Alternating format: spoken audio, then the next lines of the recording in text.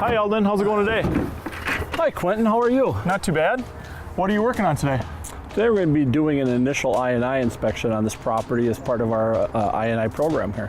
What do you do to complete an inspection? I will take the camera here and put it down the opening of the waste stack. I'm looking for any gaps, tree roots or anything that's creating gaps in the pipe, which is allowing clear water into the system. Water that doesn't need to be treated at the treatment plant. Okay, well let's get started. Sounds good. How long does it usually take to do a total inspection from start to finish? Most of the time it's about a half hour. If I have a hard time getting the cap off, it can go to an hour. Sure. And then I suppose how ease of access of getting into the basement Exactly. is part of the problem too. Okay. This is what's called the 4 to 6 inch transition. It's 4-inch cast iron, like I said, and the 6-inch clay pipe.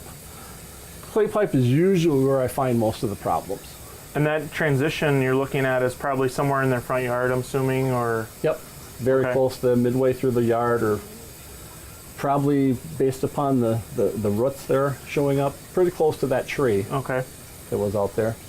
So that's some of the roots that we were talking about before that are basically causing a route for water to get from outside of the pipe. Exactly. To inside of the pipe. This is very, very common in the transition part. Sure. You can see that next section of pipe is also offset a little bit because you got that kind of lighter spot there. Yep, and there's more roots on the top. Yep, so the pipe is cocked a little bit. Yep. And that could be from a number of things. That could be from the ground heaving and thawing. And yep. Absolutely. Been down there for 60 years, so at least. That's a lot of Minnesota winters to get through. Yes.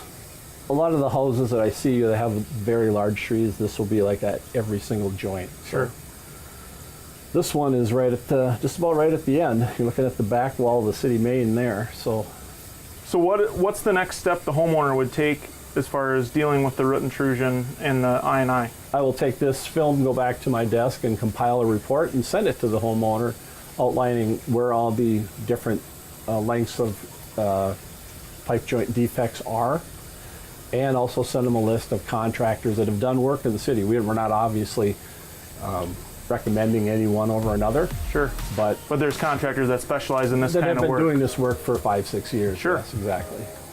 Now you know more about I&I and how to inspect for it on your property. See the next video on how to repair a service lateral.